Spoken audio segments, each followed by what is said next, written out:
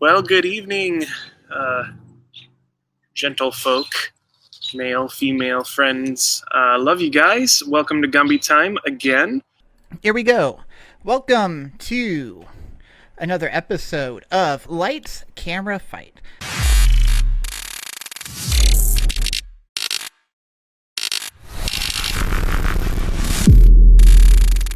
This is Repost and Repost.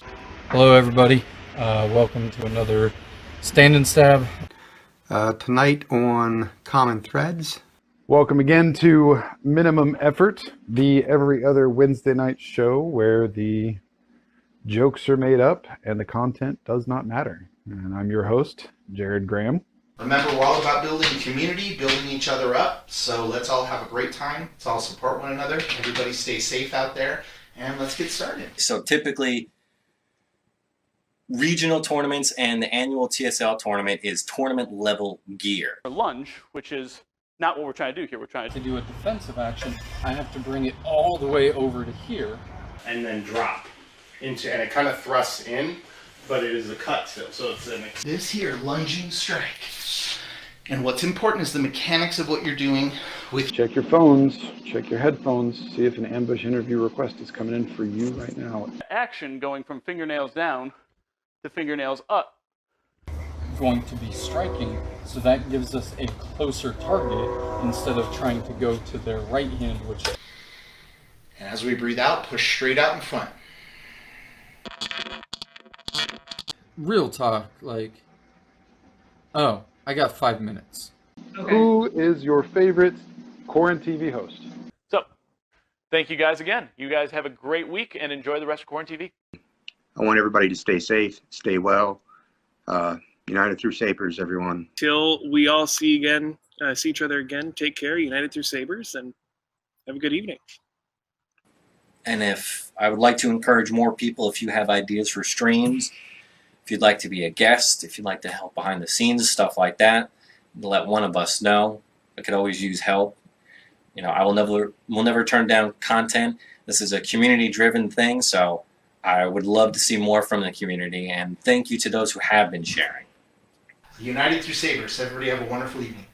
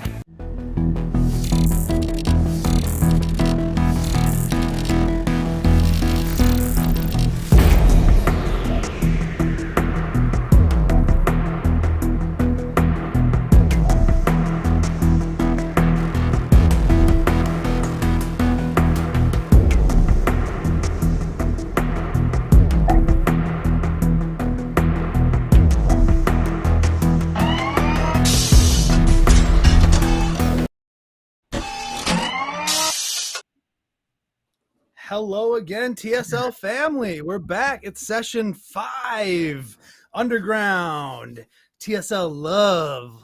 I guess we're a little past Valentine's Day. That was last weekend.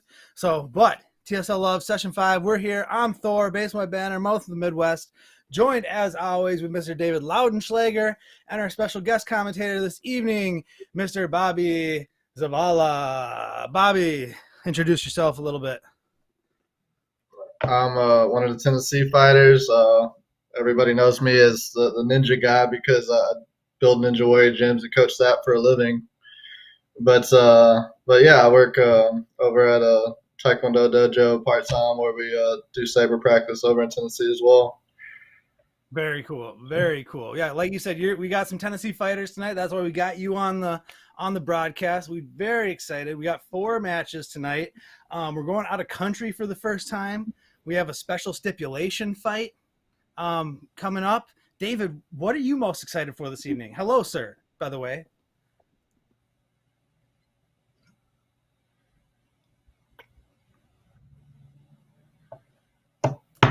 I don't think we have can't hear you, David. David. No David audio. No David audio. So what I'm looking forward to is we have a Minnesota fight on the docket. We have Tennessee. We'll be in Florida for the main event, and we're going to go to Mexico. We're going to be in Mexico. It's we're calling this an endurance match. It's literally just one straight round. It's going to be a lot of fun. I'm very much looking forward to that. We'll see if we can get David technical thing fixed here. But Bobby, since we're going to Tennessee first, what can you tell me about your fighters that are coming up here? We have Lillian Higdon and Natascha Silva. Natascha? Yeah, well, Lily, she's been with us for a few years now. She actually came with us. Amanda Drakowski recommended her to us because they're friends on Facebook. And she's been with us for a couple of years. She's been a big help with helping us grow the sport. And when we're doing little side things through our program at the Taekwondo Dojo, she's always there. And she just has a lot of experience with just doing TSL with us specifically and just different Saber combat leagues as well. Natascha's one of our newer fighters. She just turned 18. She's been doing Taekwondo since she was a little girl. She's actually a second-degree black belt in Taekwondo. And she hasn't been doing Taekwondo as much. She seems to have more fun hanging out with us. But, they both have very similar fighting styles, and they're very good on defense, but they have this tendency to not want to be as aggressive when it comes to offense. So you'll see a whole lot of parries and no follow-throughs. We've been working on that for a while. Fighters, what you're saying. Yeah, so it's a very interesting fight to see because it's a whole lot of blocks, whole lot of attacks, and it can get a little flashy. Okay. And, Dave, do we got David back yet? Do you have me? Can you hear me? There we go. That's the All beautiful right, voice. I there we love it. All right, so Mr. Laudenslager, what are we looking forward to tonight on your end? I'm just looking forward to some good fights. I mean, I edited the Mexico fight, so everything else is coming at me fresh. The Mexico fight, I'm really looking forward to the elements of this endurance round where there's a lot of changing strategies. So that's what I'm looking forward to, and that to look towards that in that fight. That's our third fight, right? I think so. I believe. We'll make sure we'll check that let's go to the tail of the tape for the fighter cards for the first match. All right, we have Lillian Layla Higdon, height 5'6", reach 67 inches, 2 years custom Saber experience. She competed at Saber Strong tournament, 2 years in TSL, favorite Saber, the Ultra Saber Dark Sentinel version 5, first appearance in a Saber Legion National Series event. Well, we love debuts here. And she is going up against, we got Natascha Nat Silva, 5'3", 50-inch reach, so a very big reach discrepancy. 10 years in Taekwondo Jiu-Jitsu. You kind of mentioned that earlier, Bobby. 5-ish years in bow staff. 1 year in TSL, favorite Saber, the Slayer, and also her debut. So we got 2 debuts. We got similar styles. We got Taekwondo backgrounds. I'm excited. Let's head out to Tennessee.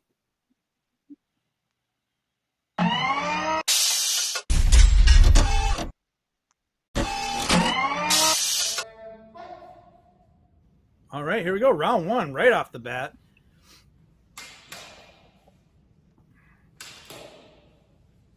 Wow, and right to it. We see one getting the Natascha in blue getting the point there right before Lillian got their strike.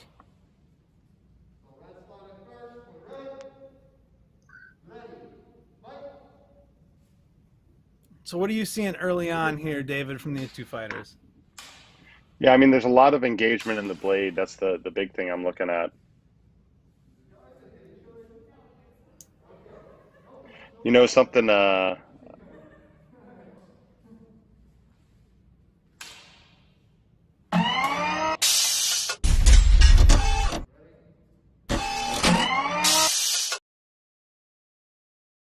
We go. Lillian, Higdon, We'll red. we'll get it adjusted. We're getting it. We're technical we difficulty. actually were showing it out of order, so we that's why it Yeah, said I rounds was wondering one. because I was judging with a broomstick, so it just I noticed that was the second fight. You're a director in the fight that we're about to watch, right? Yeah, I am. I know it's a lot different without right. a hat and a tank top. All right, we're going back to Tennessee. We're ready to rock and roll now. All right, we'll round one. Right, we'll round one. All right, here we go. Round number one. So Lillian is with the purple scarf, correct? Yeah. Natascha in the red thigh guard with the purple saber. Yeah. I always make fun of Lily saying that with all her gear on, she looks like a Ninjago, and she has no idea what they are. Spin jitsu. Hey, I have a 7 belt. I know what that is. I know what that is. All right, she's up 2-0 real quick. She is the more experienced of the two. Yeah, and this. I know Natascha. She for some reason in the first round she decided to wear this really thick mask underneath her fencing mask, and her asthma was not helping with that. So she was wearing out pretty quickly in round one. Especially fighting in these different, in these different, what am I looking for? I'm lost for words for once. Not styles, but with these different regulations, right? Having to wear masks, having to do different things. So there's an adaptation that takes place. That's really the first we've heard someone really talk about that, having to adapt to wearing the mask and the breathing, because it is something that's a little bit different with training. And, if you're training alone or when you're training, outside and stuff like that, it's a little less. But obviously with TSL, safety is our number one thing. So everyone's masked, everyone's social distancing, things of that nature.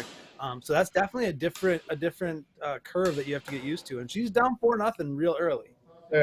Well, I think that was Natascha's first point right there. Natascha has this attack that works with her sometimes. But to where she'll kind of just parry in, and right when she sees an opening, she'll go down low at the leg. We've been trying to break her out of that habit for a little while. But it's one of those things, like if she fights, like she's been bringing her boyfriend in lately, and she's way more aggressive against him than any of us. And breaking out some more different techniques, that little like strike and then down hit. We're going through. All right, 5-1 here. Round number one. It's 3 rounds, 5-minute rounds. First one to 10 points wins the round, or who's ever ahead when time expires. First one to win 2 rounds will win the match. And at 5 points, we switch sides. If there's more than 3 simultaneous, people start losing points. So, a little rundown of our rules. There we go. There's Natascha cut in a little bit right there. Lily, she's a little bit of that standard defensive style where she's just keeping the blade held out the whole time. And it's a lot easier for her to stay inwards when Natascha's doing those wide swings when she's doing her attacks. But like I said, this round, like Natascha, she was having a little bit more trouble breathing with that thicker mask underneath her fencing mask. She switched to a not as thick one the next round, and had a little bit more endurance, but still down. I mean, down 7-3. For honestly being fresh, and it looks like Lillian has a very just not statuesque style, but there's not a lot of movement coming from her, right, David? There's not a lot of we're not seeing a lot of lateral movement. Yeah, well, we're not seeing a lot of. Yeah, it's pretty much a forward movement going in. Lillian's kind of just getting that beat the blade away and then kind of make the attack. Natascha, when she seems to get into distance, she kind of holds and then is looking for that kind of perfect parry. And that's what's happening is sometimes she's missing on that parry because Lillian's moving her blade either in for an attack or at a different angle. So there's some shifting there. If you know, with the funny thing is with some side action, side movement, like literally that would change the angles a little bit and give them a little bit more of a defensive structure. As counterintuitive as it is. She's got it down to 7-6 now here in the first round. Yeah. See, like right there, she took a nice step to the angle and took it while Lillian reached over. You know, I don't know if that got a point, but either way, it was actually a decent offensive move. Yeah. Natascha is very quick. Natascha's very quick. She's good at keeping her distance and staying away. We're just working a little bit more on our aggression, coming back towards inside the fight, and getting out of that same move over and over again. 8-6 here, round number 1. It seems like as she's easing into the round, she's taking that extra step into distance. So as I would call it, she's going from seeking distance to actually lunging distance, where she's, you know, can seek a regardless that kind of changing at the end. Yeah, Time must have expired.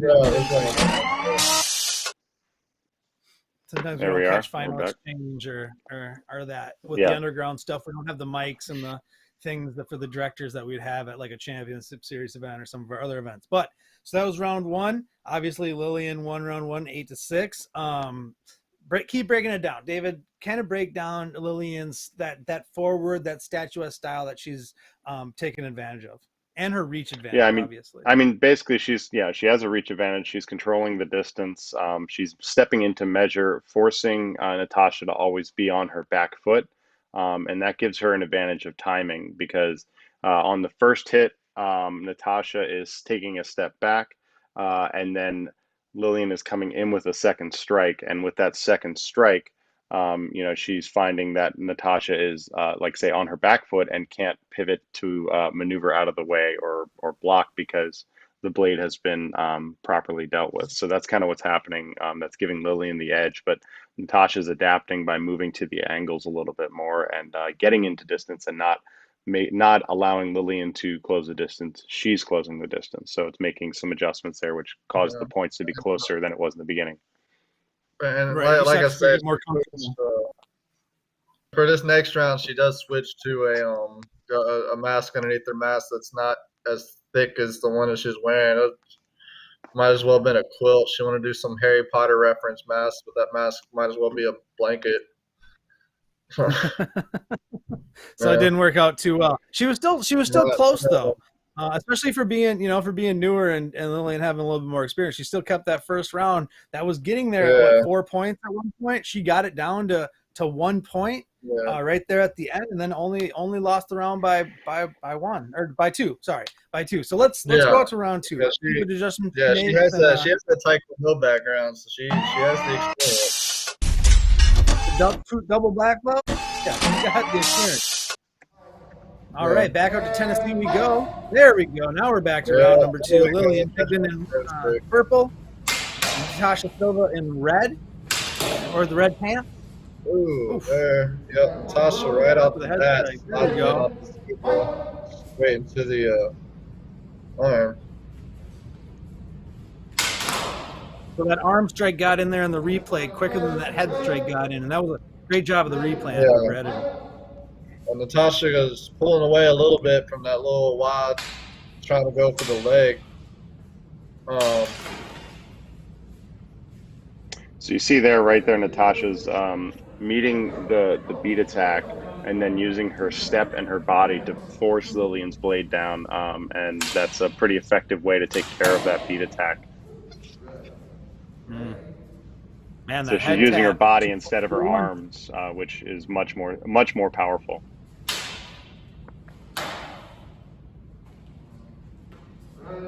Good honor.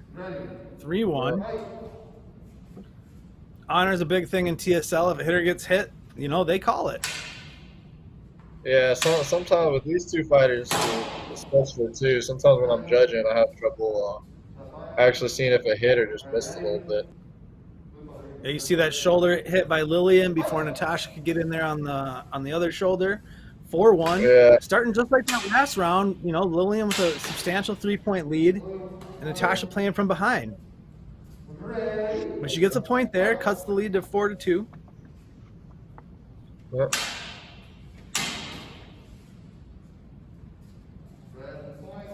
So Natascha's really trying to hit that blade out of the way to make room for her to get in and get those points, right? She does. Right here, I didn't notice it during the round, but I'm noticing a little bit more right here. Natascha's doing again, keeping her bottom hand a little too high on the blade. She moved it all the way down towards the pommel. She'll get a little bit more leverage. Nice step back. Oh, good on her again. It looks like, or is that finger? I think we got a finger Little hit. finger tap looks like. Yeah. Yep, those hurt. I got hit in the finger once. I haven't picked up a Saber since.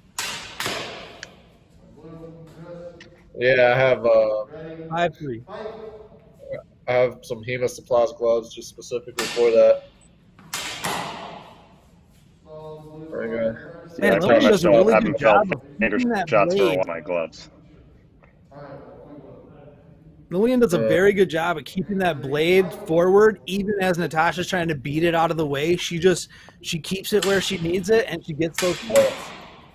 5-4. The big thing, the reason behind that is that Lillian is she keeps the hilt at her core, at her waist, and she tips from there. So she's stepping in with the footwork, and then she tips the blade. She's not reaching out as much with her hands. So a lot of the force that Natascha has to use to get that out of the way is coming from Lillian's core. So it gives her, a huge defensive advantage with that blade just sticking out there, and her core just, you could hold a saber at your weight, re-engaged with your core, and you can hold it, someone at bay for a while with that. So that's kind of what she's doing pretty effectively. And then it's just pretty much like wait for that moment and then hit right in. 6-5. Natascha's keeping it close, but she just can't tie and overcome. Red took it again there. Oh, yeah, got him with that shoulder stab. 7-5.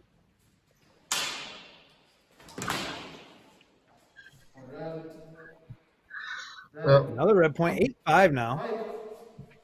Got it up in there. She had it down to 1 point, and then just Lillian just takes control again. Lily's also a little better at trying to parry around the tip of the opponent's blade to where she'll get a little bit more leverage to get it knocked out of the way. 9-5, so match point here. If Lillian gets this next point, she'll win the round and subsequently win the match because she won round number 1. Can Natascha stay alive? Yeah. Who does? 9-7 now.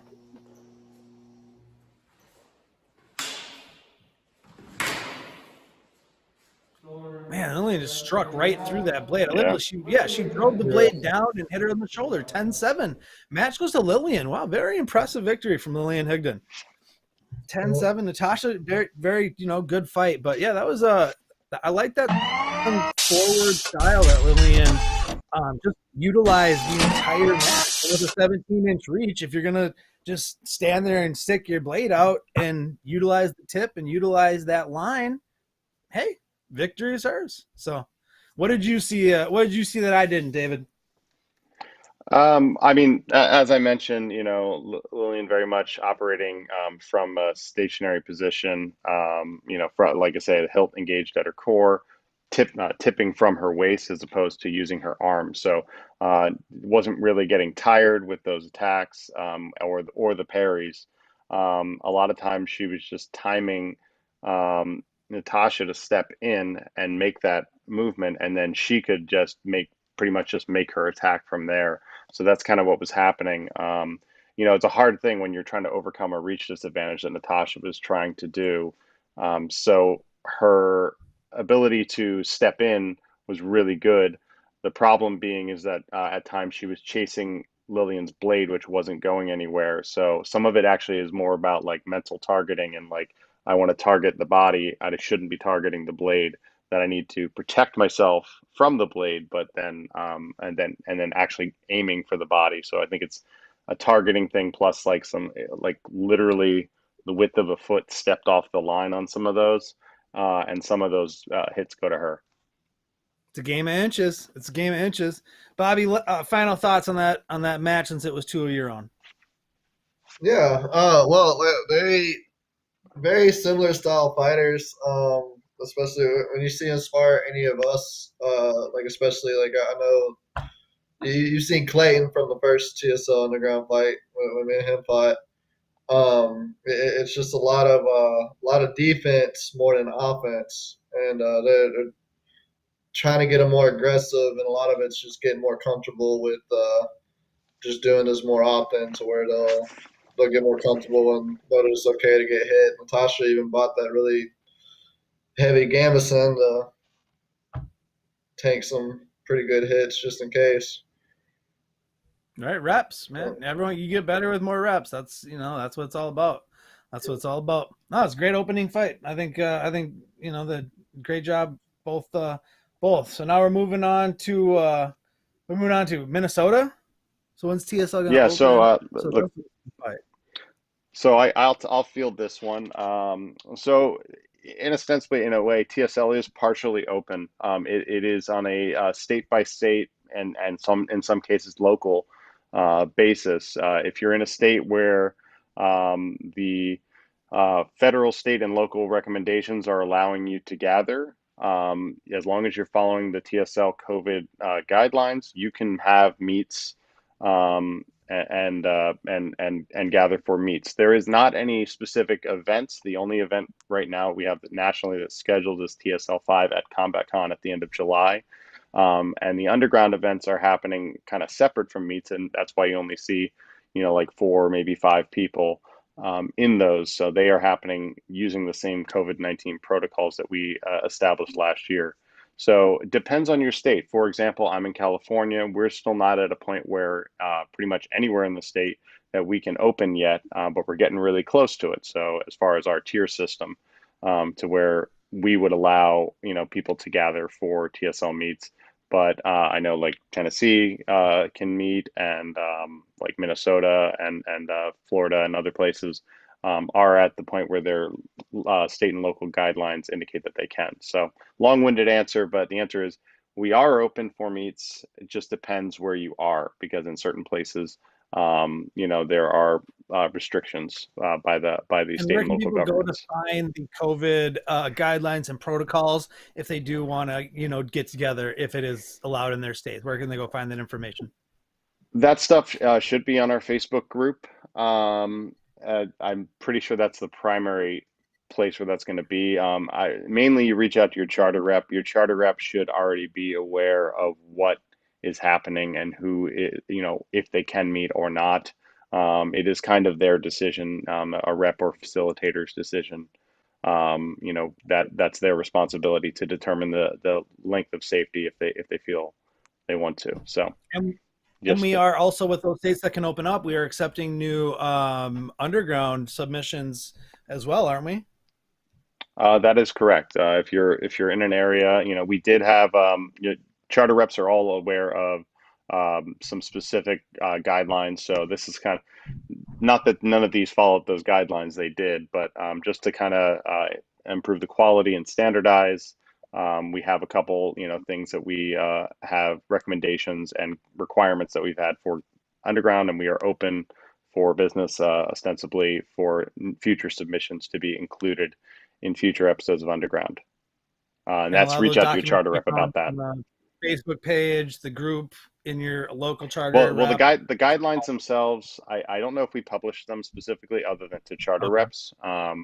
But charter reps should be aware. They're not necessarily secret, but I don't know if we publish them publicly, mainly because your charter rep should be the one facilitating it. Perfect. All right. Well, Val, business out of the way. We're going to Mexico, and we have an endurance fight. Deivid, tell us what we can expect. You edited this. So break it down. Okay, so it's Mexico. All right. So Mexico is, they kind of did we're calling it an endurance fight. It is a single round.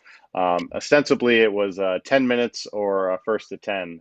In this case, spoiler alert, we get to closer to 10 minutes. But there is some great fighting on both sides. They're fighting under an underpass somewhere. I don't know which city they're in, and I know they're in the comments, so they can say either Gabriel or Rafa or Josh are in there. I don't know if they'll probably, if they're in Somebody the out of comments, there. they can say what Let us they can know. say what city they were in Mexico. But yeah, they're kind of like in an underpass, so it's got a very good underground feel. You got just those giant highway underpasses. They can always look good, and it's a pretty open wide area at night. So good time for savoring. Let's do it. Send us down to Mexico, Joe. Oh, fight cards, yeah, duh. Oh yeah, that's a good idea. We have Gabriel, Paz, Resgrills. I'm gonna go with Resgrills. 5'7", 69-inch reach, 7 years practicing. Help me out with that one, David. Higdon Gumdo, I think would be and then 8 years of capoeira. Oh, that one I would have gotten. I mean, come on, Eddie Gordo, Tekken, come on. 3 years TSL time. Saber Forged Katana is his saber of choice. Regional first place, Mexican champion. That thing that David just said, 2018, and the national TSL 2019. All right, and he is going up against. We'll say Josh Lopez. Yeah, he's height is 5'7", reach 68 inches, training in Gumdo and ninjutsu, but he lacks the stealthness of the ninjas. He's been in TSL about 2 years, and the Ultra Saber that his master gave to him is his favorite saber, and he also fought at TSL 4 in 2019. All right, Joe. Now send us down to Mexico. I was so excited. I just get too excited. And thank you, Alec Martinez. He said they're out of Querétaro. So if I said that properly, probably not. Saber Legion Underground, red, blue, 10 points. Ready? Fight! Here we go. So I'm going to assume red fighter, red saber, blue fighter, blue saber. Yeah, pretty straightforward on this one. You know who is Great. based upon the color of their saber. Love it. Make it easy for me. Oh, here it is. Drop it. Like Gabriel got him in the sidearm right then.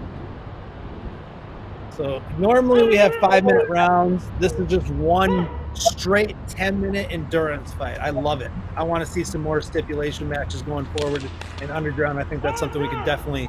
Ooh, that was a nice mass stab there by Gabriel. He goes up 2-0. Stipulations fights are exactly what TSL Underground was built for. Blue gets in during the red flourish. Very nice. This does look great on this underpass. I love this. This looks fantastic. Plus, we have the roaming camera. We got like a mobile cam? Oh, yes. Yeah. Yes. All this. Yeah, I'm waiting for one of these fights to be shot by a drone. Oh, that was a good tap to the forearm right there. I've heard some charters are working on drone stuff, so definitely that's probably coming in the future. Oh, exciting things. Tied up. Ooh. Flurry. That was a nice point. 3-2. David, break down what we're seeing style-wise here. Gabriel's kind of doing a one-handed kind of a flourish style. He's basically hitting out of the flourish a lot. So he's using that either as a distraction or to change his angle quickly. And Josh is kind of more of operating in a counter tempo. So it's not always working for Josh, but it is. But Gabriel is kind of just getting that shots in. Yep. Yeah, he just got masked twice. 5-2. Oh. Yeah. Those are some juicy mask shots.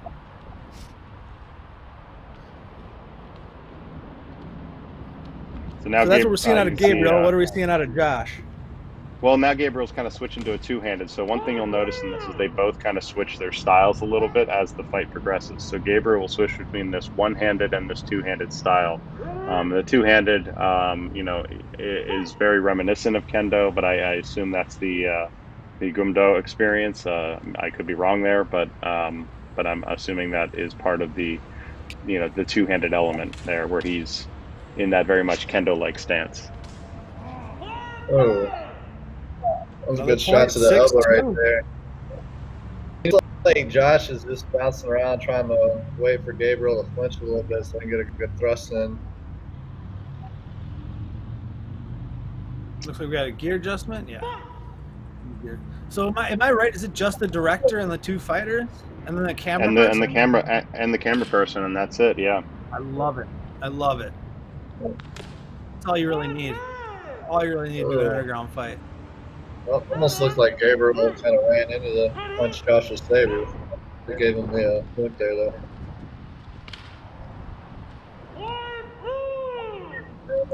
So that's kind of what Josh needs to do at this point. He needs to time out Gabriel to strike into his preparation. Gabriel has a little bit of extra preparation, so if Josh can do that, he can get a couple points in there. 7-4 now. We're in this endurance fight. It's a 10-minute just straight. So they just go points until 10 minutes is over, pretty much? Pretty much, yeah. Yes. Oh, that was a nice strike by Blue there. You can see Josh is just keeps layering them in, just like essentially cutting into Gabe's preparation. He's waiting for Gabe to make a move, not necessarily an attack, and then he's striking right into it. Yeah, something carrying over from that first fight. We're really seeing some very patient yet forceful fighters here. I love it. Yes.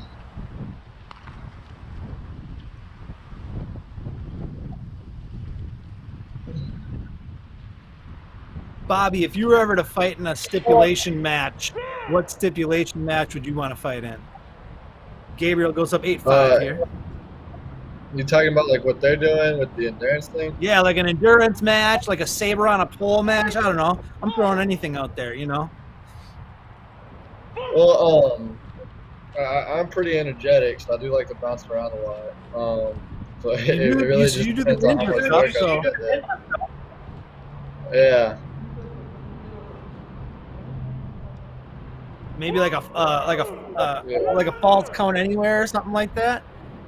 I would like that. You can jump off. You can jump off the wall, kind of thing. Yeah. Oh my gosh, you do it. You know, like you can get some crazy stipulations. 8-6 now. Yeah, Joe's closing it up. Make it more fun, but it's trying to keep someone else that can do it as well. Right, like you gotta have someone who's going to be able to match very, that. very good follow through right there. Looked like Josh got in, but they gave it to Gabriel. It's I think the angle was benefiting Gabriel there. To do a Saber spar with somebody on a slack line, and it actually was really it didn't work out. Like we both could not stay on the slack line long enough to swing at each other. But man, Gabriel with a nice die strike there. Nice. Yeah, they had that was a simul on that one, so now it's. Did they call simul on that? Okay. That was the second one, yeah. So now point blue. Nice 9-7. Good on Josh is starting to figure Gabriel out a little bit, getting a little more comfortable. And you can tell by Gabriel's fighting style right now, it seems like he's catching on to Josh's aggression and trying to change it up a little bit.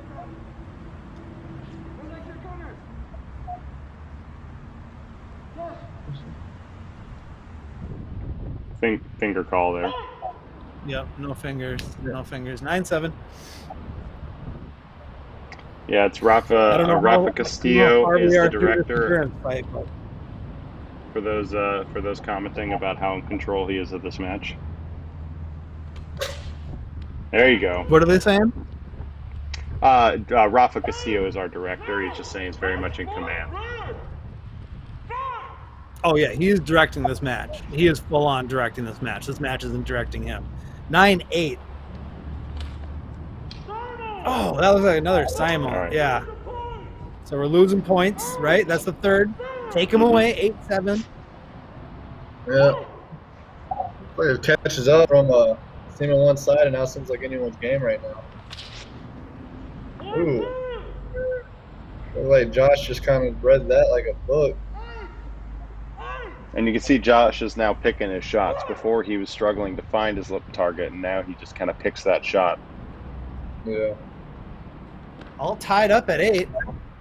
I mean, these Josh fighters are also very rolled familiar high. with each other, aren't they? Yes. All three of them are part of the contingent that were at TSL 4, so they're very familiar Right. with each other. Oh. Seems like they're getting a little tired right now. I notice Josh isn't. Well, they've been going for a little while now. So 9-8. I don't know where we are in this 10-minute match, but We're getting up there. Pretty close. because there were no clock stoppages, right? It literally just runs the 10 minutes. It's just a running 10 minutes. Yeah, pretty much. Oh, Yep. That was dive helmet came off. Don't recommend it. And it Yeah, didn't you work got out. the point 9-9. there. Yeah. You know, one of the things I'm really impressed with this match, with them being this close to the road, is no one rolled down their window and shouted out a random comment saying just people lightsaber dueling. I don't know if they can be seen like from where the cars are. They're so far away, but man, it is a great shot. Ooh, Oh, there we You're go. just Another going to see simul? so another 8-8. simul. So you're going to just see swinging lights, and you'll be already past by the time you have a chance to yell something. right.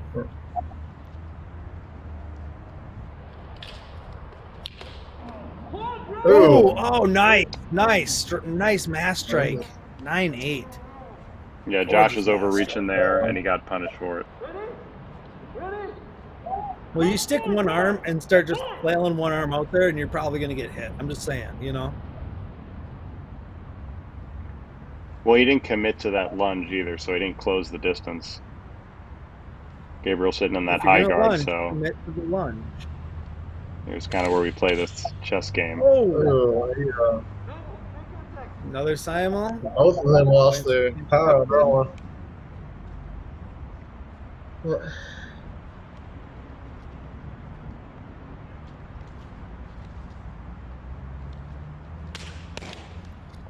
We're under a minute to go here now in this Gabriel had a very endurance nice match. Silva. That's So the match. That's the time. that's the match right there. 8-7. Oh, okay. I thought we had a little bit more time than that to go, but Gabriel wins the endurance match. I love how he's introducing them like the Masked Singer contestants, Yeah, heck yeah. pulling their mask off real fast just to introduce them. Crowd.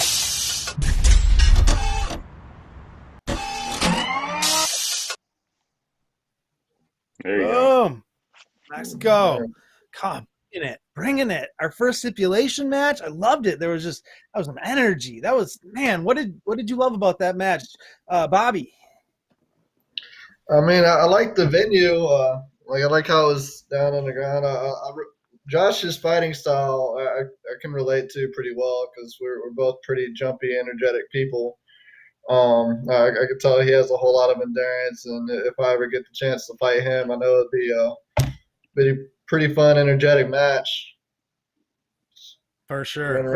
They are two energetic fighters, two strong fighters. Deivid, talk about it. Break it down. Well, just looking at the one comment, it did say Higdon Gumdo is Korean Kendo, so there we go. So it is a variation on it. So that was from Jesse Speedy, who is a match later tonight, actually. So later. Great. I know that guy. Yeah. Yeah. So, but yeah, it's a great location. Obviously they fight each other all the time, but both, sporting different styles. A lot of times, you see these people, they train together all the time. The styles can start to merge together, but you don't see that in this case where, Josh was working towards that kind of counterpunch methodology, and Gabriel operating from the kind of 2 to 1-handed scenario where sometimes he's two-handed, sometimes he goes from 2 to 1 and then reaches out. And it was just, very energetic. Even at the end, they kind of slowed it down a little bit as they needed to because they started a little hard. If you notice, a lot of flourishes at the beginning, and then the flourishes kind of died down a little bit as their arms got tired, probably. So as someone who's done long matches like that, I can commiserate with them. With that endurance, right? So no, that was the thing I took away from it. They went hard. I mean, they went hard from start, middle, and they they went a little less hard at the end, but they were still going all the way up till the bell rung. And yeah, like I was saying, that flourish to the head strike that I keep just envisioning, that was such a great moment in that match. Like I said, I want to see more stipulation matches. That is literally what Underground is built for. It's built for this, it's built for different stuff, different flavor, that's why we're here. So it was wonderful to see something like that, and great for Mexico to bring something to us for the first time on Underground, and bring something of that caliber and that quality. Man, whew. Oh, I'm excited. I am excited. Mhm. All right, we're gonna throw to a little ad, and then we'll be back and start to break down the next fight. Well, good evening, gentle folk, male, female friends. Love you guys. Welcome to Gumby Time again. Here we go. Welcome to another episode of Lights, Camera, Fight.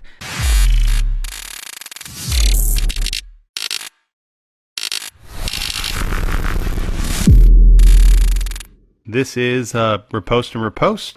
Hello, everybody. Welcome to another Stand and Stab.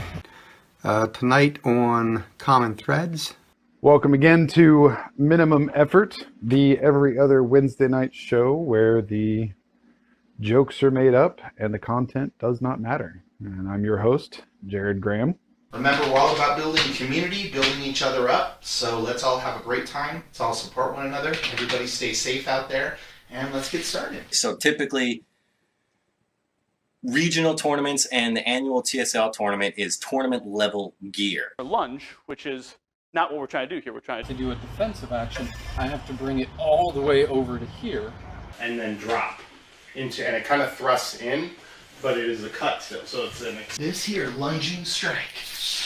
And what's important is the mechanics of what you're doing with. Check your phones, check your headphones, see if an ambush interview request is coming in for you right now. action going from fingernails down to fingernails up. Going to be striking, so that gives us a closer target instead of trying to go to their right hand, which. And as we breathe out, push straight out in front.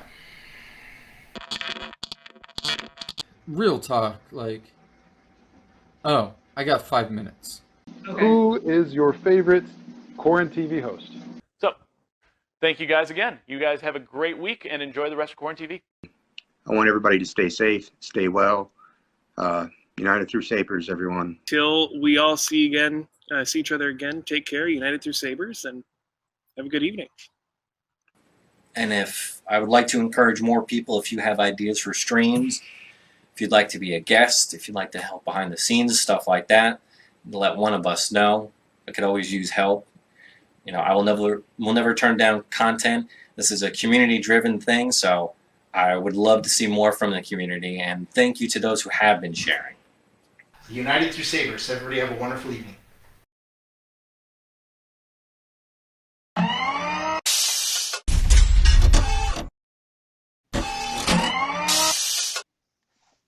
Real talk, I could watch Aaron Riley just lunge for hours.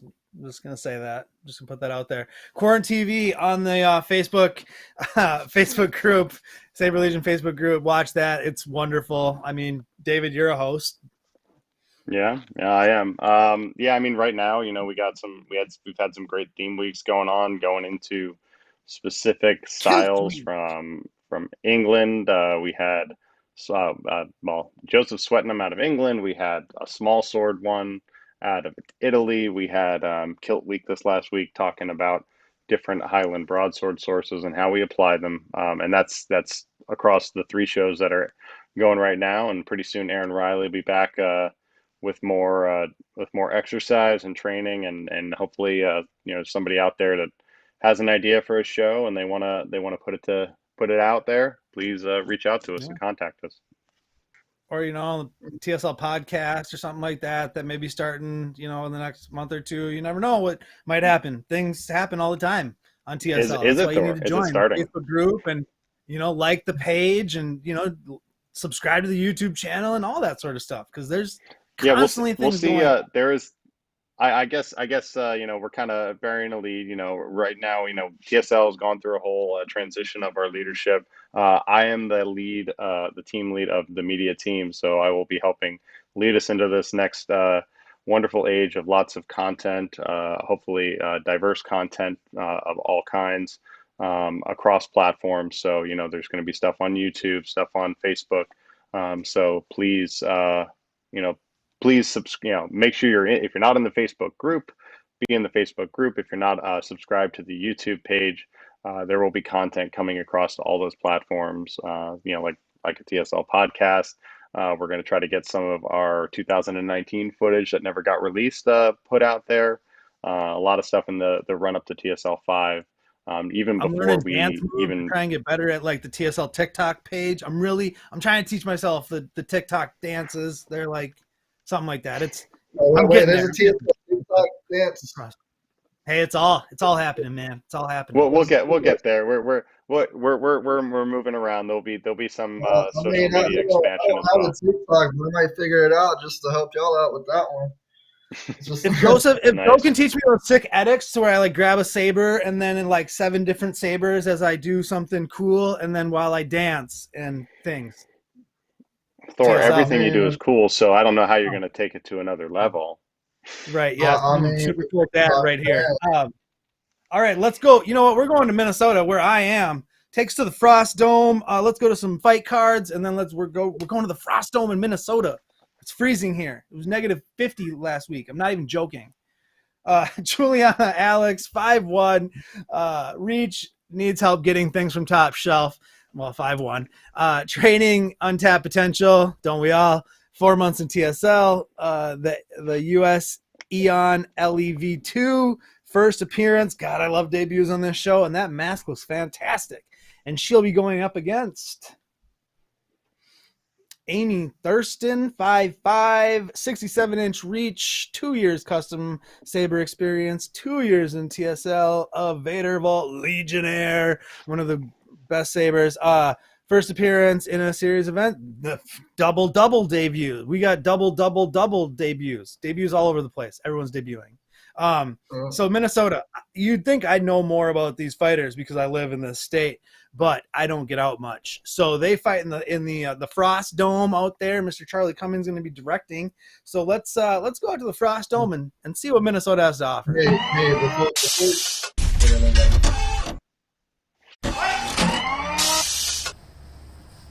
Here we go, round 1. Aymee in white, Julianna in black. Yeah. So the one thing I can add, from what I know of Aymee, I got to spend some time sparring with her, in 2019. She has a natural ability to maneuver in a match, just instinctive things that people don't do when they're first starting with saber fighting or any type of weapon martial art. She does. So there are things she does like stepping off the line, and she just does that stuff naturally. So it's pretty impressive, at least, to see her move sometimes, because it's very natural for her. Big lunge from Julianna there, and it didn't pay off because Aymee got the point, ties it up at 2. This is a very fast-paced first round. And now we're back to traditional 3 rounds, 5 minutes a round. First 1 to 2 rounds wins, 10 points per round, or whoever's ahead at the end of the 5 minutes. 3-2, round 1, Minnesota Frost Dome. Charley Cummings. Everyone's familiar with Mr. Charley, in a great hoodie, by the way, too. I love that Rebel hoodie he's got on. Side note. There we go, 4-2. Red with that point. Charley expanding it beautifully. I like the purple flash. Julianna has a lot to overcome. Aymee has a reach advantage there, so at reach and height, so that's going to be getting in that distance is going to be difficult. This is a similar reach advantage we saw to the first fight, actually, but very different styles. Aymee, like you said, has a very lateral style where she's stepping offline and striking more of a naturally, where in that first fight we saw a stronger straight ahead style. So interesting. Yeah, to Juliana's credit, she's going to that kind of two to one-handed style, and Amy's sticking with the two-handed, so it actually does close out the reach advantage just a little bit. So it works really well that Juliana is able to overcome that by taking advantage of that one-handed lunge. Yeah, blue got in there first. Yep, 5-5.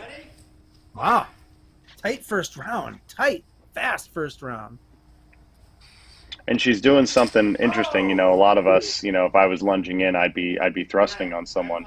But she, you know, there she got a nice thrust. But other times when she's hitting the leg, which would be an invalid target on a thrust, she's going in and then getting just that little tip of the saber to get the cut. Yeah, blue. Charley is really seeing it clearly on these replays. It's literally exactly what he's saying. You're seeing. If you're paying attention, that is impressive. Very impressive. 6-6. 7-6. Now Julianna with a 1-point advantage. Wow. Very exciting first round. Yeah, I saw Red come over and get on that one first, so Red kept it out there. Back and forth we go. Tied up at 7 now. We're down to 1 minute already in this first round. I haven't even caught my breath. I think there's been 17 lead changes. Ooh, nice upstrike miss there. Ooh. Oh, man. You would think that'd be more simultaneous to call, but man, they're seeing it clearly right now. Red got that point. The interesting thing I was just going to say, Aymee needs to be more defensive and not take the offensive, and she has started doing that a little bit more, and that got her that point previously. Julianna gets in there with the leg strike, though, before Aymee can hit the arms, ties it back up at 8.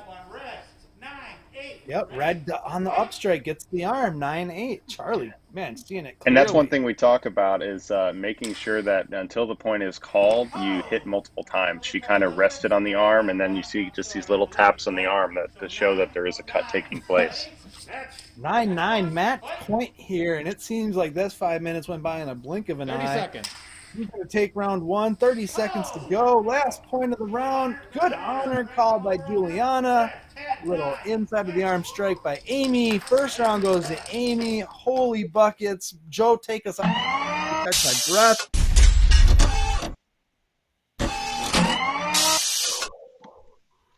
And I exhale.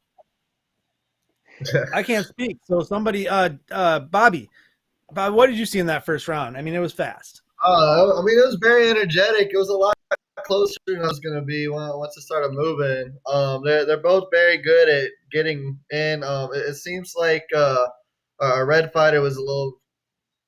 At first, it seemed like she was just going to hold the saber out and let Julianna just run straight into it a lot of the times. But it got as the fight progressed on, there was a lot more technique and it was a lot closer and a lot more energetic than I was expecting. And it's a fun fight to watch. Yeah, Deivid, what was Julianna doing that kept it so close? What was she doing right that just kept it so close there at the end?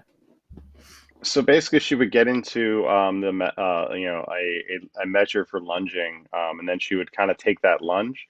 A lot of times, she's doing a lot of the leg sniping, and it did work to a degree, and then sometimes it didn't work.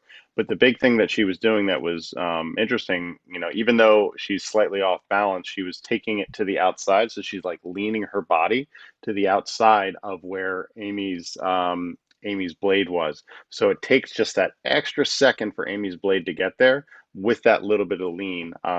So she's passing in with her back foot and lunging in with her right and cutting in at the leg. A lot of times, sometimes she's hitting the sternum, but she's getting those points and adding just a second to Amy's hit right after, which gives her that advantage. So Amy's sticking in that two-handed, so it is hurting her reach in this instance, even though she has a physical reach advantage. So that's where sometimes the 2 to 1-handed style comes into play and can kind of equalize those opportunities. Oh, you almost equalize yourself. You equalize your own advantage to a certain extent. Crazy. Yeah, I mean, if Aymee switches to a one-handed or something like that, she would 2 to 1-handed, not necessarily full one-handed, but reach out on a lunge one-handed. That would actually give her a much bigger reach advantage. But I know she's not doing it consciously, but what Julianna's doing is kind of a variation on what we'd call a passata sotto in the Italian rapier game, where you're stepping Obviously, and you're we're all literally familiar with leaning. that. Yeah, you're literally like what you would typically do is you're literally touching the ground with your offhand while you're lunging or cutting at someone. So you're hitting them in a hot, in a outside guard, and then that protects you from, and then they're striking on your right side. So it's kind of a variation of that. In reality, she's just doing it instinctively, but that's kind of theoretically what you could attribute that to. Not only is Charley seeing it clearly, David Laudenslager seeing it very clearly. Ladies and gentlemen, take us to round 2. Joe, back to Minnesota. The Wampa Cave, I'm getting yelled at. Frost Dome, I don't care what you call it. It's a white tube in the middle of Minnesota, and let's watch 2 people hit each other with lightsabers. Round number 2, Aymee up 1 round to 0. 3 rounds to a finish, if we can get there. One thing this place needs is maybe a tauntaun carcass in the background. Definitely.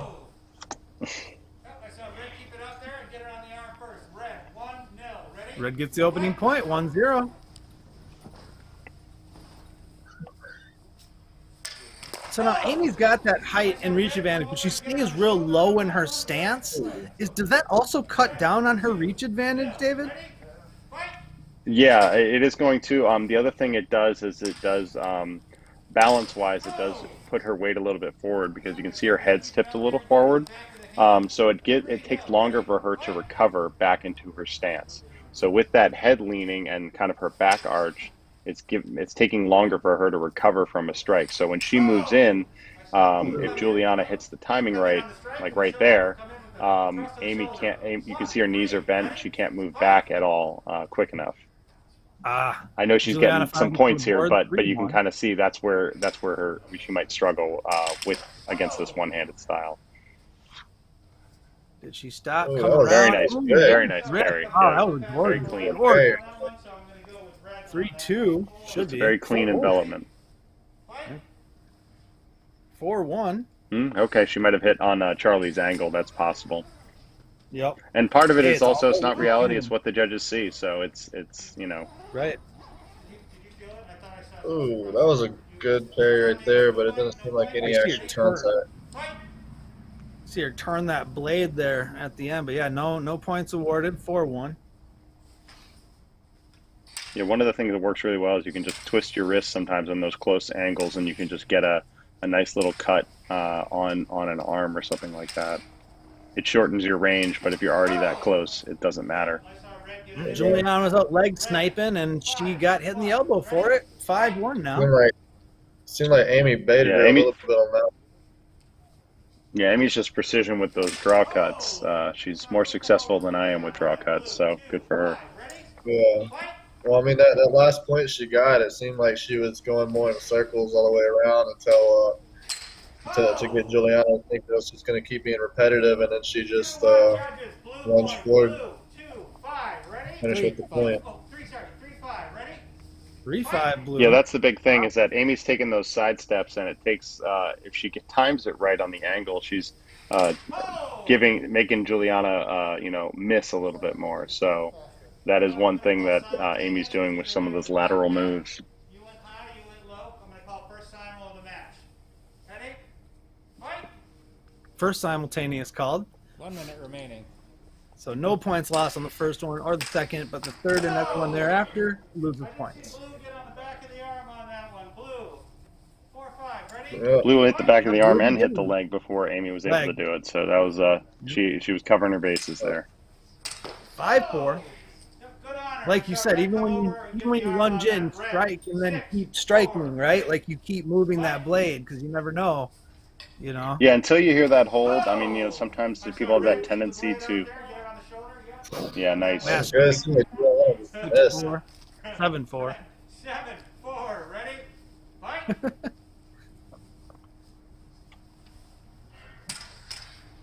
You play into the whiffle, right? I think I saw blue come over in there. Pretty much, you have to keep that out there. You saw blue get in there on the wrist before red was able to get up to the shoulder. These replays are beautiful, by the way. Whoever edited this, good job. 7-5. Leg sniping. Did it pay off? Did she get the leg before Aymee got the wrist? She did. 6-7. Wow. I thought it was close. I didn't know how they were going to call it.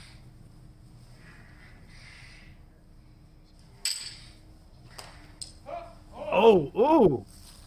Ooh. Looks like when we got the foot. Underneath the arm on there. All right, good call. Good honor. Red,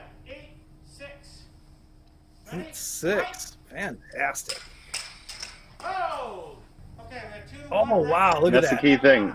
First strike misses, but keeps the blade engaged. But almost. 9-6. Jason Davis out of Wisconsin edited this match beautifully. Shout out to him. 10 seconds. Way to get after him. Oh! Oh! When I saw blue comes on the thrust on that to the arm. Blue. 7. Blue got thrust in. 9-7 stays alive. This is match point. So Aymee gets this next point. Match is over. Julianna needs to get these pants to stay alive and win this round to keep the match going. So 10-6. And the match is over. Aymee wins 10-7. 2 straight rounds to 0. But man, that was much more competitive. That could have gone either way. I mean, I know it's 2 straight rounds, but that was a very competitive match on both sides. And I would love to see a rematch down the road. I would love to see a rematch from those two down the road. David, what am I missing? What did you see? Yeah, I mean, I kind of broke down most of it, but you're just looking at, Aymee was just able to, move off the line just enough and reach out, cutting towards, the closest target, which in a lot of times when you're going to that one-handed lunge, your arm is the closest target, and a lot of times just hitting that close target, knowing that, avoiding the fingers, just reaching in and cut and drawing back a lot of times, or just a little twist of the saber and tap it in there and hitting Julianna on the arm. So that's kind of the key to her success there, was just, kind of looking at that, stepping off the line, drawing in and getting that either draw cut or very nice, just tap to the snipe to the wrist. Using some of that blade manipulation, like you said, after the cut too, to keep moving the blade and stuff like that. Yeah, so, and when you're operating from a two-handed style, you can defend much better. So you don't have to worry about, you can push that aside much easier. And if you can, your opponent's ostensibly open. Bobby, what did you see out of those two fighters that really excited you? I saw the energy. I saw a lot more of the different techniques in round 1 than round 2. Round 2 seemed to be a little bit more straightforward. I did notice a little at the end, like Julianna did. When she noticed that if she got another point on her, she was going to be over. She did take a big risk, but just charging in really quick at the end. And it didn't pay off for that time, but sometimes when you see those last desperate exchanges right there, sometimes you get some pretty cool clashes. And nothing ventured, nothing gained, right? If you don't try it, especially when you're in those situations, right, where it's like 1 point and you're done, and especially when you're in some of these, not exhibition matches, but these underground matches, you can jump or rush in or go in where if maybe you're in a championship series match or a tournament setting or, something like that. Obviously situational football comes into play, right? It's sports ball talk. But we see a lot of that in underground, right? We saw a little bit of it in the Mexico fight. We saw one leave your feet and just go all out. And sometimes it pays off. Sometimes it doesn't, but sometimes it's necessary. So, all right. Awesome. We got we're main event time, boys. Yeah, man. Hey, before we get to main event, have you been looking at the comments at all? I've been checking them out. I look in here and there, and Joe does a great job of popping some of the best ones up on screen for us. Yeah. Do you have some ones you want to highlight or some questions we want to answer? No, not really. It's just I see one of the comments of the guys that we probably should mess with a little bit. So if we could just say a few times before this headline fight. I think get some. Yeah. Okay. Good. Yeah. Thor, do you want to take this and go from there? Yes, I think I will. Thank you very much for passing that to me. So, you know what? I think. Gosh, you know what, Joe? let's bring up these fighter cards. All right, Jesse, the Black Ranger Speedy, 5'11", 163, 73-inch reach, 17 years of martial arts. He's got a bunch of stuff, boxing, something I can't pronounce, 3 years in TSL, member of the Kyber Knights in Orlando. Favorite is the KI Saber Slayers. I can't get that first one. Florida Cup, Sun Crusher 2 and 3. Looks like it's time to go to work. It's morphin' time. I love those little hearts, whoever did that. Mel, Director Mel, Super Melody Graham. All right, and he's fighting Mahomey. Wakanda over here. Mahomey Lab. The King, 6 foot, 280, 77-inch reach, U.S. Army combative training and boxing, 4 years in TSL. The same word that was on the last one, but the Persuader, Florida Cup 1 and 2, Sun Crusher 3. I also heard that these two are roommates, I believe. Yeah, if I'm not mistaken. So this is going to be very interesting. Does that look like homemade Kydex stuff on the King's armor, or is that the Dark Victory armor? He's using the I think he's using the Dark Victory style, the bucket, the HDPE kind of stuff on top of the shoulder armor. And the chest protector of Mahomey, the King. He's got a great Black Panther mask and a great kit. Joe, send us down to Florida.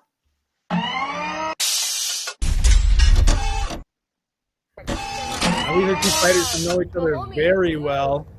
Jesse, Red, both doing dual wield? All right. Double dual wielders. With same colored blades too. Yes. So Mahomey is the one who has the what are those things that hang? What's that thing that hangs down, David? It's got a name that I don't know. I don't know. Yeah, the sash. Yeah. Okay, and then Jesse's got the blue or the white leg guard things. And if you see the Black Panther Jesse's mask the Black versus the Power Ranger, Ranger and Mahomey is the Black Panther. So. Round 1. There we go. So Marvel versus Power Rangers. Marvel win. Just kidding. That'd be a fun comic book. I don't know who wins this match.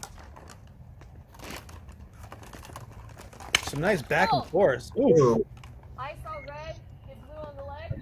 Red with a slit chest stab. Red point.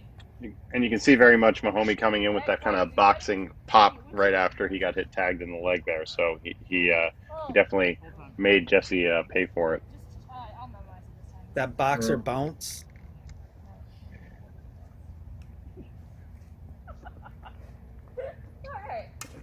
And we have Consular Hagan there on the directing. Yeah, directing.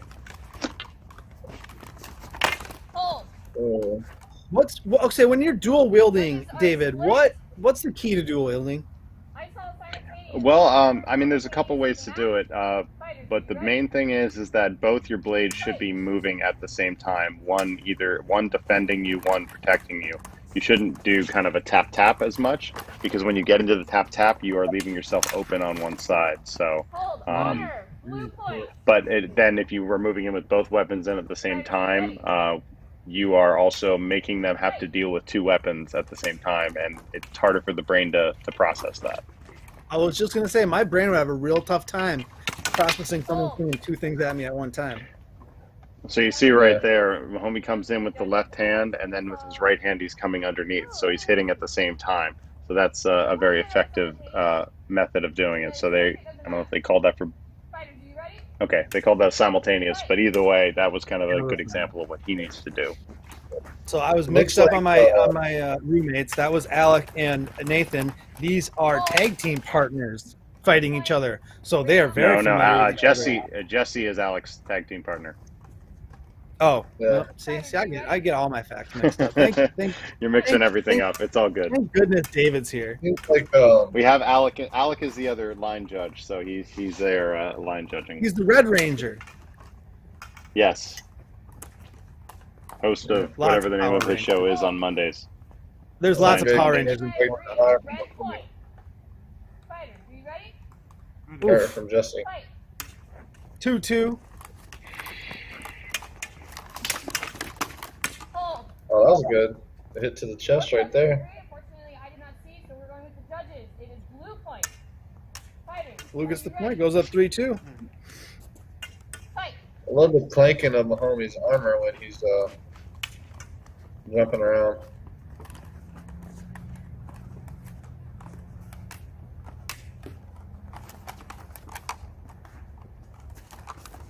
Some great dodging in this match. I mean, they're really, really good footwork, really light, just movements. Yeah, I mean, for a big guy, Mahomey is, very much using that boxing style. You can see his weight shifts forward and is shifting back, so he has no issue recovering. So he's not overstepping too much on these, so he can move out of distance, and he gets that a couple times. There he didn't, but Yeah, 6 feet 280, but he ain't moving like it. Hey, I wouldn't have guessed he was 280 pounds. Ooh, that was clean. Nice you can see kind of there, yeah. Judges agree. It is red point. You see the Jesse, he dodged twice and then just smacked that mask. Oh man, that was a good But one. also his other blade was taking care of Mahomey's blade, so he's just getting that defense, offense at the same time kind of tempo that you want. 5-3, round 1. Yes, he hit himself with Mahomey's blade. So what happened is someone hit themselves with the blade, so nothing ends up getting called there on this. Unless the fighter wants to, that's on them. It Right. can't all be Jay Madden, I suppose. Who probably had the most famous self-hit in TSL. Fighters, are you ready? Ready. Fight. Oh, that was 5-3, pretty epic round right there. Notice the different blade lengths. Like Jesse has 2 different ones, and Mahomey has 2 of the same lengths. Hold. You can definitely see that Jesse's going to be a lot more offensive on his right hand than his left hand. So Jesse there kind of did something that's a common thing for dual wield you don't want to do, and that's kind of where he struck both from the outside and he opened up his center, and then Mahomey punished with that quick boxing jab that he gets in there. So that's kind of why Mahomey got in there. Next one deducts points. Fighters, are you ready? 10 seconds. 10 seconds, fight. Hold. 10 push-ups So judges right there. agree. Red point. It was a scoreable area, just barely. Please be aware that thrusts to the throat are not scoreable. So that was red point. It wasn't, but it was to the mask yeah. and then slid down. It's a good thing I had that gorget on. Yes. Yeah. So it hit the mask and then slid down. And went down. Just beware. Fighters, are you ready? Ready. 5-3. Fight. And that's why we wear the metal gorgets, because these blades are slippery. Just like Mahomey said, good thing he had that gorget on. Hold. Anyone ever thinks that we go too far with gear or too far with safety? Number one, that's not possible. And number two, those are the exact reasons why some of these things have been put in place. Jesse Speedy wins 6-3 round 1. Like the little Street Fighter.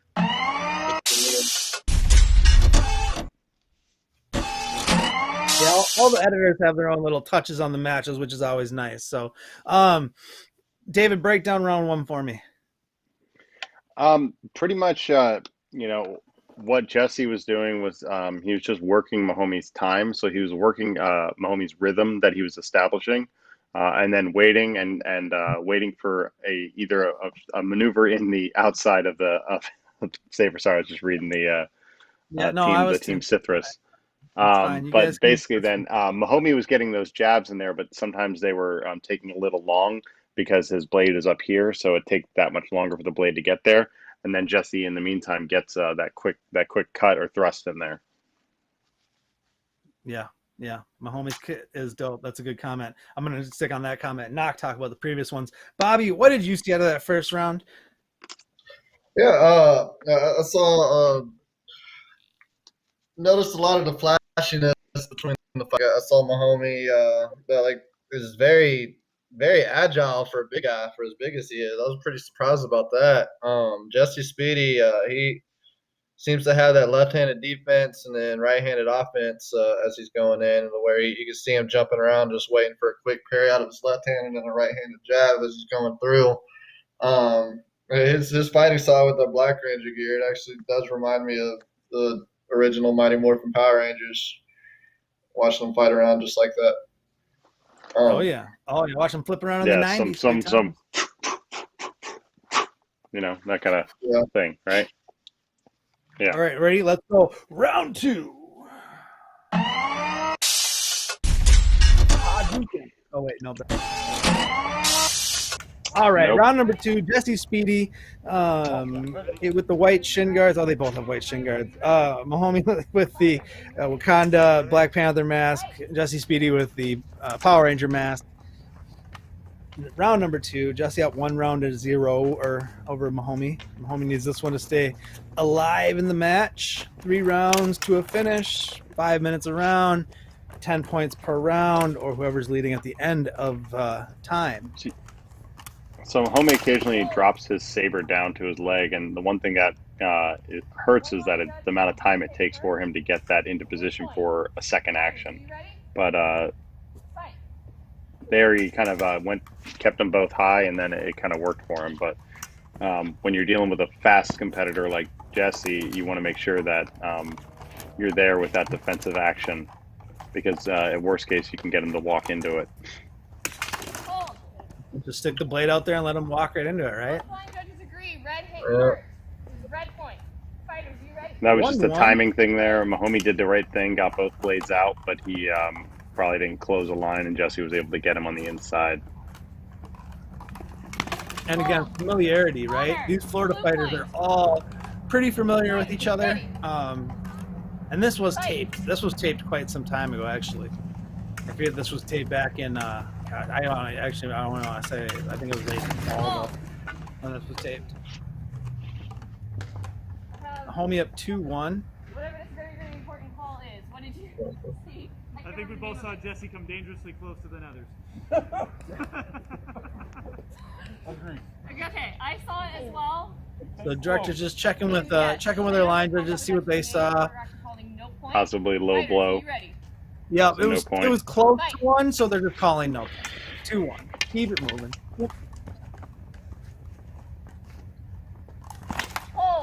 Oof. So Jesse got into a very sprung stance there, but he was kind of just using his arms. He wasn't actually springing from his legs, which actually can be a very useful thing because it gives you more time to react to what they're doing. I saw the ball. Red point. Red gets the point. 2-2. Little honor call from Mahomey. Got a little leg tap there. All right, let's go. Seems like Jesse's being a little more cautious in his maneuvering. In the first round, he seemed to be coming in with more offensive nature. Ooh, I like that smack talk Mahomey was saying a little bit. Oh yeah, there's a little bit more of that as this fight goes. So, fighters, are you ready? Fight. Which is what you'd expect from a Black Ranger and a Black Panther. Black Panther. Yeah. 3-2. Jesse up 1 point.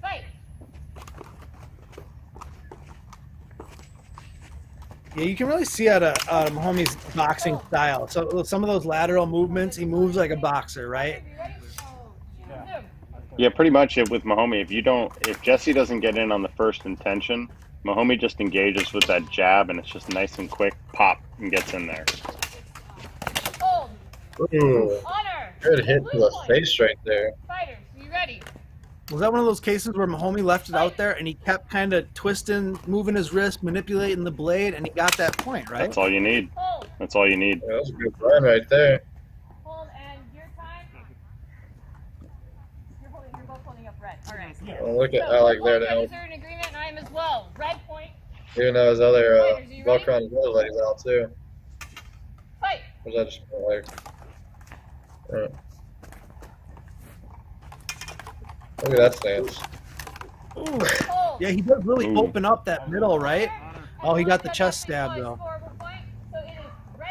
That is a dangerous thing to leave that invitation out. Right. Especially when you don't have a guard to protect you. That's the danger of it, because if you have a guard, you can maneuver it and use the guard to protect you a little bit if worst case scenario. But What boxer weave Mahomey's doing like that. Line judges are in agreement that it is blue point. Fighters. Very much a shift in this fight. You know, Mahomey's very much on the attack more so, and Jesse's playing it back a little bit, probably because he feels that he's up a mat. You know, you get that second round thing. You're like, I got to protect the lead, even though there isn't really a lead to protect because it's a new round. 6-5. Mahomey's now up. I've fallen subject to that a few times, and it's bitten me. Oh. One line judge saw, others unclear. I agree with Hey, you never want to take your foot off the gas, right? You gotta keep pedal to the metal, right? Not even necessarily taking your foot off the gas. It's just if your style was working, stick with it. Don't try to don't do an adaptation unless you really need it at that point. You know. Switch to a more defensive style when you don't need to, and it can cost you. Or the opposite. At least when you get a right, or the opposite. But in this case, he had a more aggressive style working in the first round, and it was working for him. He switched to a more back style this round, and he's down 2 points. Mahomey wins the second round. Yes, Time it does. expires on that final exchange. Ever exciting, always entertaining. Round number 3. Round number 2. We kind of broke it down there. It was different, right? What changed? What changed from round 1 to round 2? Bobby, you go first this time. Definitely. They look like they leveled up that fight. It went from level 1 to later on in the game. Definitely see a lot more of Jesse. He's really good at right when Mahomey's swinging, that where he's not really jumping back, but he's able to just lean back away, so he's not losing that much distance to where he can come back and get in really quickly. I know there's a little bit of a risk if your opponent's thinking about it, at least that knee open where he can snipe at the leg, but there wasn't a whole lot of that going on. So he's able to just get back real quick and then jump straight forward. A lot of very clean, quick exchanges. Yeah. Deivid.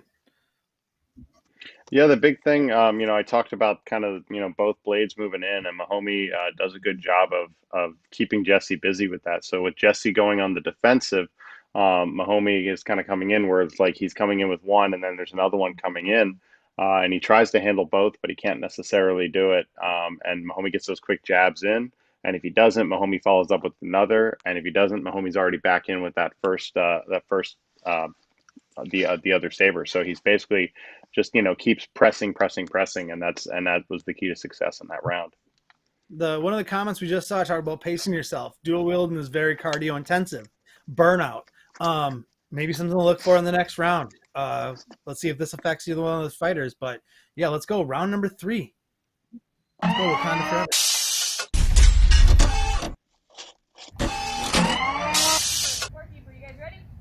All right.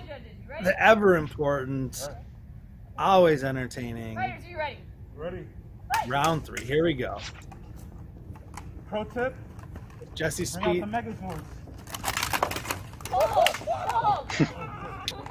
Smack talking right up. Oh yeah. Told you we weren't done. Now, if you are going to smack talk, make sure your helmet's fully on. Every time you go up against a ranger, you have a ranger comment. So now we get a little stoppage for the put back on, but that was a good one. Pro tip: bring your Megazords, and then he got his helmet knocked off. So yeah.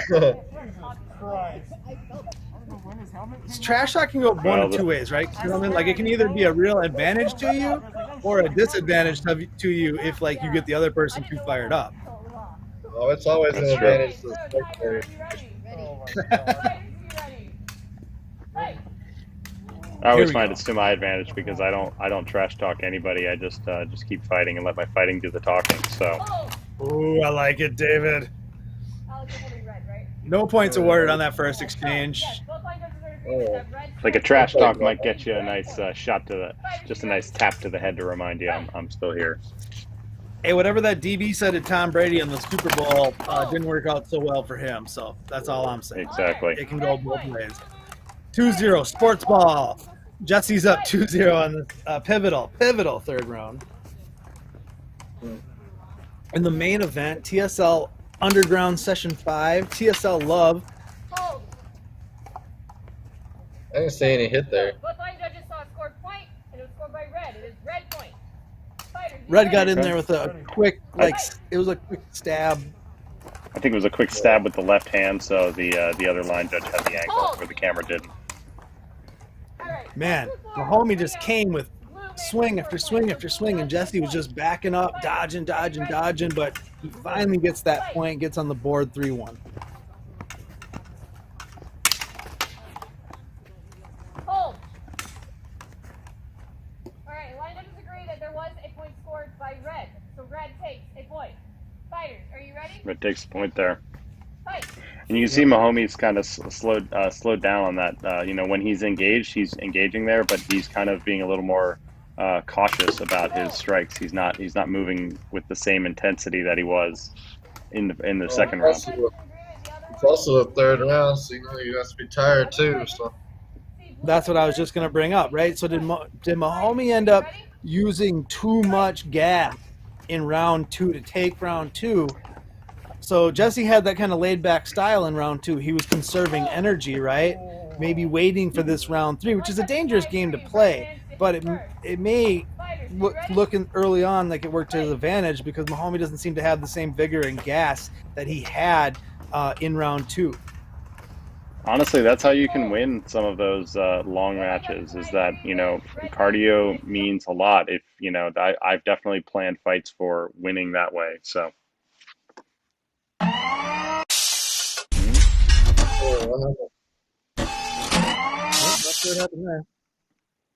Might have had a little bit of a technical difficulty, so just give it a second. I think the fight was over yet. Popping back, a little break in the action. We'll double check, but either way, what I can see there is Mahomey's definitely leaning more forward.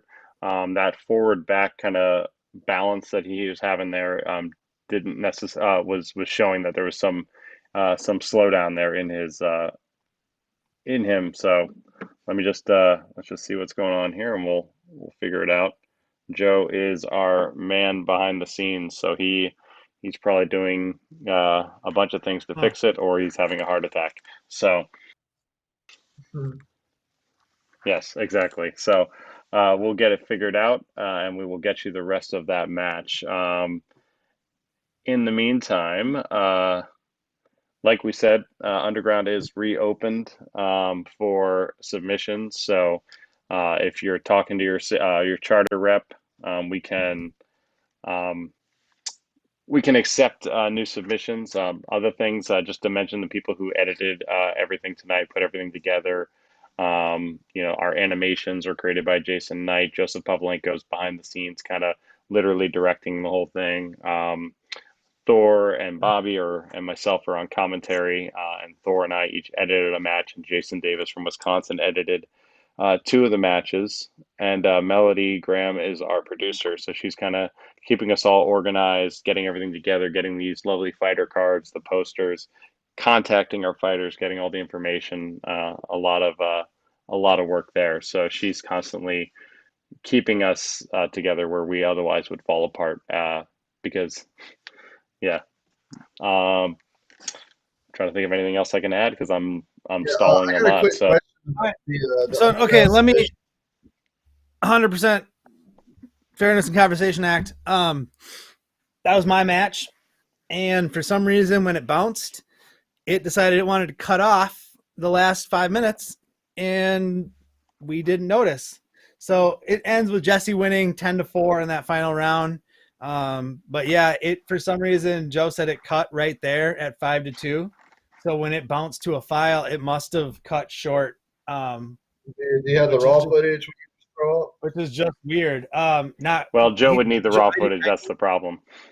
Right. Yeah. We'll. And I can't bounce a file and get it over to Joe while we're on air because we all don't have like an hour to sit and wait. So, unfortunately, that's what happens with live streams sometimes. But no, that was some great matches tonight. That endurance match was amazing. The Minnesota match, the main event was good, really good up until until we had the snafu there. But it's all your fault. It's all your fault. Things happen. Things happen. Yep, no more podcast for you, Thor. Nope. Exactly. We're going to take away your microphone. Your microphone's going to be on David's screen next time. Yep. No, but just want to also bring up July 22nd, Combat Con, as far as we know, is going to be taking place along with TSL 5, our national tournament. That's the plan right now, unless something changes with Combat Con. There will be a live in-person event. We are assuming at this point that there will be masking and social distancing associated with that, because it's right on that bubble of, where some of those things might be relaxed. So just keep that in mind. Keep that in mind. July 22nd, there probably, hopefully, will be a virtual component as well. They haven't announced anything, but they have a survey out right now that we posted on the TSL pages. Fill it out. That'll give you they'll kind of gauge your interest in attending in person, attending virtually, what you're concerned about. You can kind of tell them directly, and they can kind of make the best decision based upon what's going to work. So just keep that in mind. Those are the main things I wanted to bring up. A lot of great fights tonight. I like that there was just a bunch of different styles. We were constantly working around, some people were, very defensive, which I always enjoy, working from the counterpoint. And then, just there were very few fights where we just had what I call, that's the fight. That's literally the fight over and over again. There was very little of that. So that's an impressive thing, and it speaks well to the improvement of all the fight quality across the organization. Yeah, the fights do seem like they're getting better every session. And which is weird because some of them are filmed way earlier. It looks like we might have a workaround here. So see some stuff we've already seen, but at least we might be able to get to the end of this fight. So I know they're working their magic in the booth right now. We'll see what they come up with.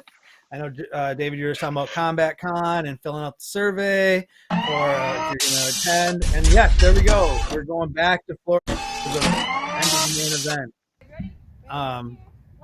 Yes, here we go. We'll just run this camera. Fighters, are you ready? Ready. So we're running this raw from the browser, which is why we have the browser footage. It's mainly to keep it operating. So we're going to see the beginning of the third round again. Round 3 again. Yep. So we're starting round 3. Exactly where that was. Yep. But it was worth seeing that again. Anywhere. It was. This looks like a legit street fight. The locations for Underground have always been great. That's the one thing I will say. The locations for Underground have been fantastic. Part of me wishes we had a New York charter where they could find one of the abandoned subway stations and then do a thing there. That would kind of be amazing. Or just late at night. Film an Underground down there while there's nobody to complain about it. Right. We might see our first ever cops show up and everybody has to run kind of scenario. It's exciting. Either way, you never know what's going to happen.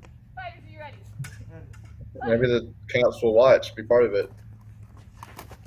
Honestly, I've experienced that myself. That most police officers that show up, they our tournament at a steampunk convention in 2019. We had literally a couple show up. They showed up for something at the hotel, and then one guy came in. He's like, "Oh, this looks cool," and then he literally called all his friends over. There were 7 of them there, all watching, all engaged in the tournament. So most definitely, they appreciate the saber fighting. Yeah, we used to practice over by the Parthenon in Nashville, Tennessee, and the park place we left to play.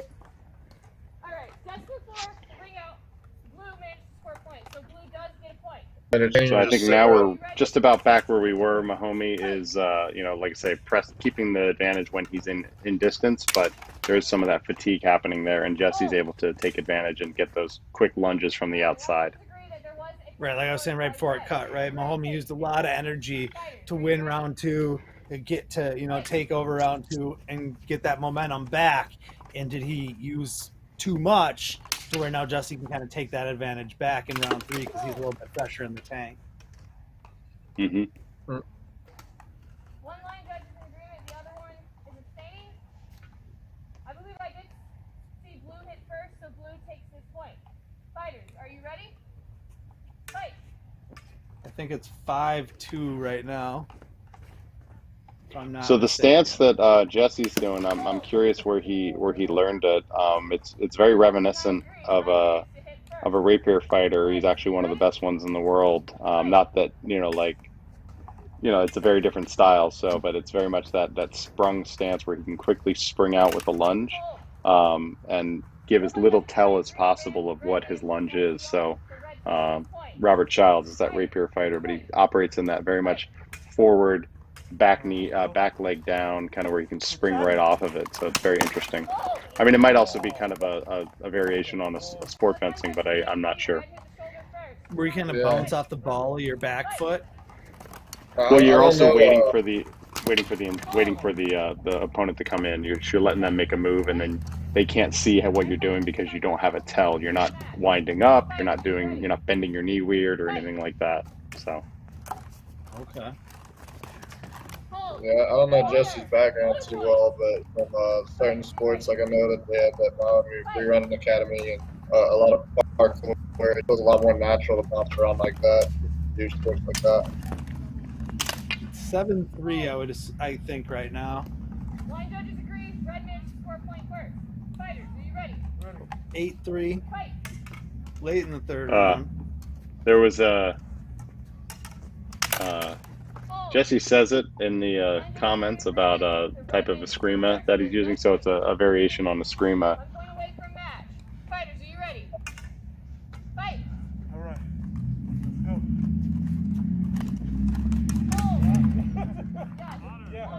Line judges, 1 point on the hand.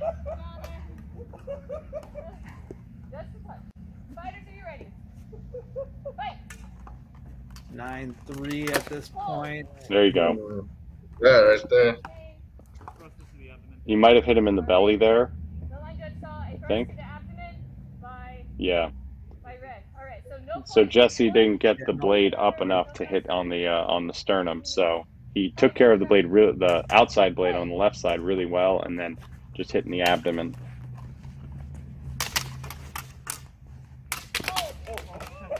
Saber, but man red made it score a point. I believe that puts red at 10. That was it. Yeah, 10-4. Okay, I missed a couple points there. 10-4. That was the last one. Interesting. Okay. There we go. Oh, we got to the finish. Sorry. One.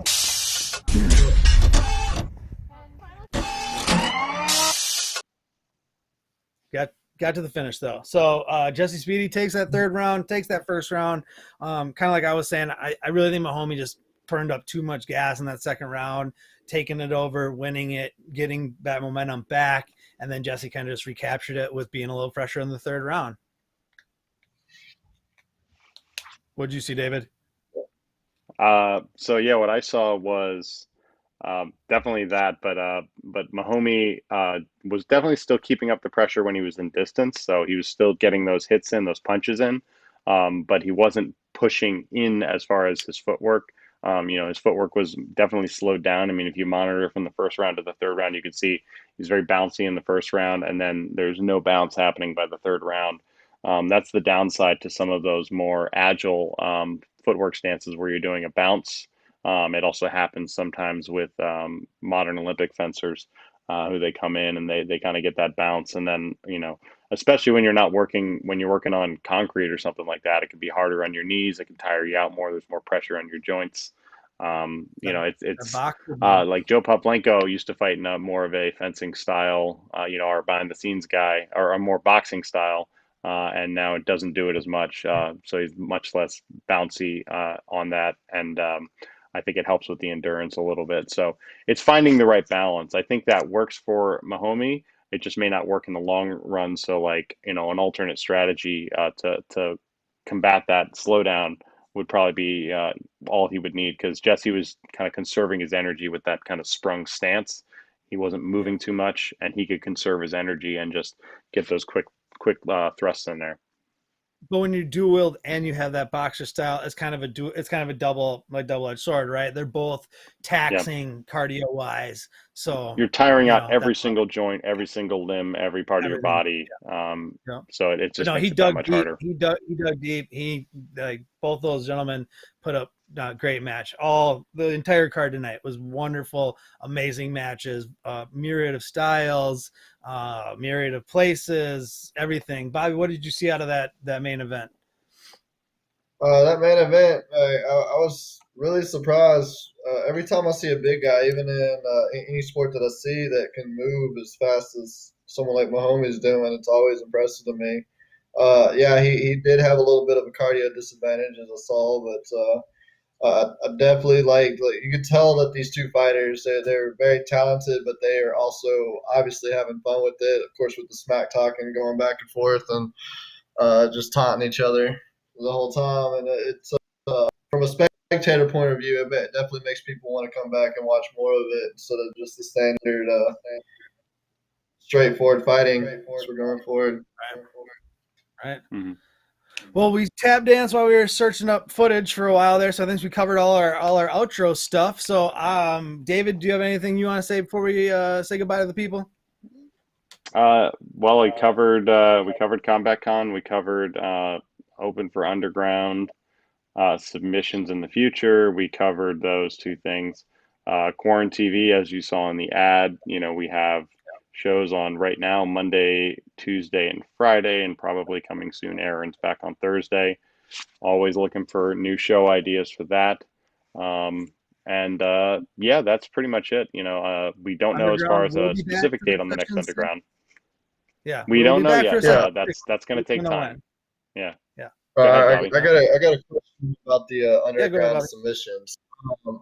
For fighters who've already done an Underground fight, I know you talked about you want to see some rematches here, there, down the line. Are you open to 2 rematches? I think it depends on what happens. So right now we want to make sure that first we're getting a diversity of different people who haven't been represented in any way, shape, or form on the national level, and we kind of balance it out from there. It all depends. I mean, if we only get 4 or 5 submissions, and that's one of them, that's what we're going to go with, assuming it meets all the requirements. So, really, there's a vetting process. It may not necessarily mean session 6 something comes in. It may mean session 7 or down the line. So it's very possible a fight could happen in February and not get aired until June, even though we might have a session in between there. So it just depends, because also we try to make sure we're piecing the cards together so they have a good balance, so they're not very similar.